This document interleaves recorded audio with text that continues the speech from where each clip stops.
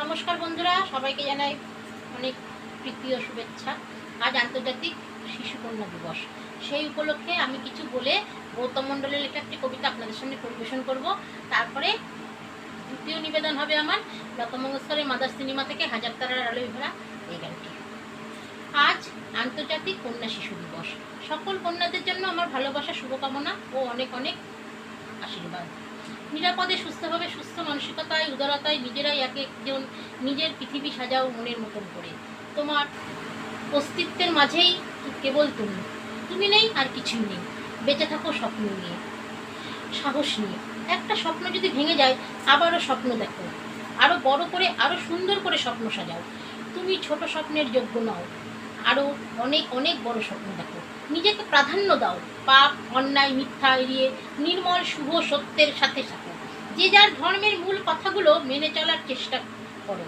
আগামীর বিজয়ী পথ চেলায় মাথা উঁচু করে তুমি পৌঁছে যাবে তোমার স্বপ্ন দেখার যে শীর্ষে গন্তব্যে। আমার সুস্থ কন্যাদের আমি জানাই অনেক প্রীতি শুভেচ্ছা।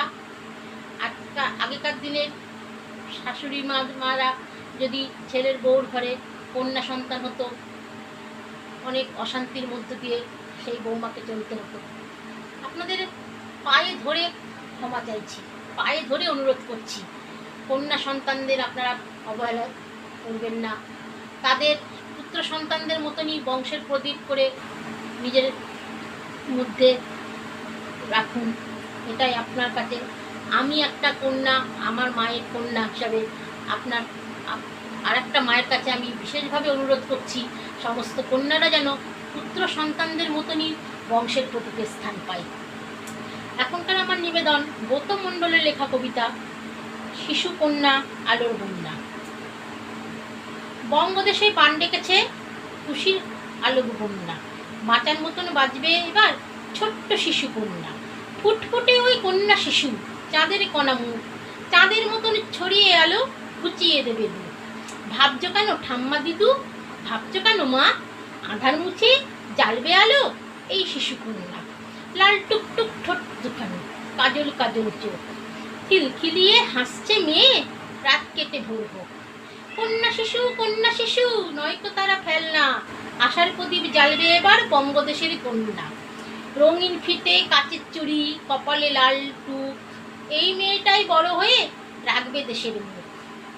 কপুর রুনুর ঝুনুর পায়ের নুপুর, নোলক পরা নাক, নতুন সকাল আসছে এবার আধার মুছে যা। সমস্ত কন্যা শিশু কন্যাদের আমার অনেক ভালোবাসা জানালাম। আমি নিজে কন্যা, আমার মায়ের কন্যা, আমার কন্যাই পছন্দ, আমার কন্যাদের খুব ভালো লাগে। আমি কন্যা পুত্র আলাদা করে দেখি না। তেমন আপনারাও এরকম একটু ভাবে সমাজটাকে গড়ে তুলুন, যাতে কন্যা হলেও যেভাবে সমানভাবে ভালোবাসা দেবেন, পুত্র হলেও যেভাবে ভালোবাসা দেবেন, পুত্রকে যখন বংশের প্রদীপ মানবেন, কন্যাকেও বংশের প্রদীপ নিয়ে আপনারা সমাজটাকে উন্নতি করুন। এই সমস্ত ঠাকুমা তাদের কাছে আমার বিশেষ অনুরোধ, শাশুড়ির কাছে বৌমাদের আমার বিশেষ অনুরোধ, কেন সেই বৌমাটাও কিন্তু কারোর কন্যা, এটা আপনারা মাথায় রাখবেন। আপনিও কিন্তু কারোর কন্যা ছিলেন, বউ হয়ে এসে আপনি ছেলের বউয়ের মা হয়েছেন, কিন্তু মা হিসাব মতো। সুতরাং কথাগুলো বললাম, যদি ভালো লাগে কমেন্টে জানাবেন। ধন্যবাদ সবাইকে।